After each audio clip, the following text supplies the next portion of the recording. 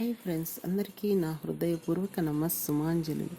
ధర్మం శరణం గచ్చామి బుక్కు నుండి స్వధర్మం అంటే సొంత దేహాభివృద్ధి పట్ల జాగ్రత్త, సొంత ఆత్మోన్నతి పట్ల కృషి, సొంత సంసార సంక్షేమం పట్ల బాధ్యత, చుట్టుప్రక్కల సంఘ పురోభివృద్ధి పట్ల సహకారం. ఇంతెందుకు అన్నింటా పురోగమనంలో ఉండటమే స్వధర్మం. స్వ ప్లస్ ధర్మం స్వధర్మం. స్వ అంటే సెల్ఫ్, అంటే నేను అని. నేను అంటే దేహంలో ఉన్న రథికుడు, అదే స్వ అంటే. రథికుడి ధర్మం రథాన్ని సరిగ్గా ఉపయోగించుకుంటూ ప్రయాణ గమ్యాన్ని చేరడం, అంటే దేహంతో జీవనయానం సాగించటం. ఇప్పటికిప్పుడే రథాన్ని గుర్రాలని ఇచ్చి త్రోలమంటే చేతనవుతుందా? పుట్టిన వెంటనే నడుస్తున్నామా? ఎందుకంటే ప్రతి పనికి కొన్ని సూత్రాలు ఉంటాయి. మొదట మౌలిక సూత్రాలను తెలుసుకుంటే కొద్ది రోజుల సాధన ద్వారా ఆ తర్వాత ఆ పనిని సులభంగాను త్వరగాను చేయవచ్చు. ఆ సూత్రాలనే ధర్మాలు అంటారు. స్వధర్మం అంటే ఏమిటి? అసలు నేను అంటే ఏమిటి? ఒకానొక పూర్ణాత్మ యొక్క ఒకానొక సంకల్ప శక్తి శుద్ధ చైతన్య స్వరూపమే ఒకానొక నేను యొక్క ఆవిర్భావం.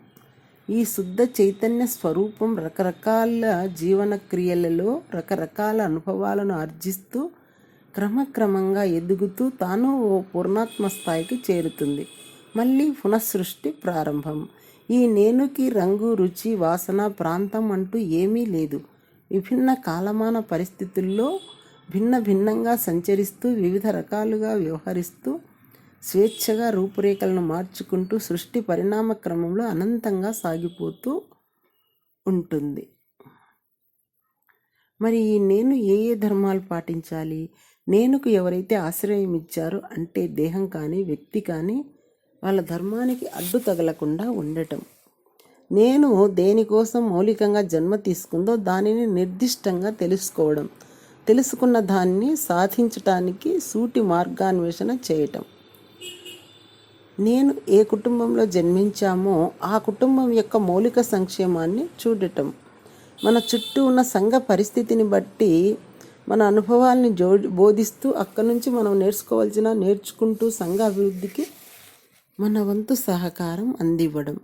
అనవసరపు ఆకర్షణలకు, ఆడంబరాలకు, పొగడ్తలకు, చీత్కారాలకు, అపనిందలకు లొంగకుండా వచ్చిన పనిని సాధించే ప్రయత్నంలో పూర్తిగా మునిగి ఉండటం. తాత్కాలిక సుఖదుఖాలకు తక్కువ ప్రాధాన్యత ఇస్తూ అత్యున్నత బ్రహ్మానందానికి అధిక ప్రాధాన్యత ఇస్తూ ఉండటం. మన గత అనుభవాల కళల ప్రావీణ్యతలను మరింత పదును పెట్టుకుంటూ మన కోసం మరి ఇతరుల ఆనందం కోసం వాటిని వినియోగిస్తూ ఉండటం.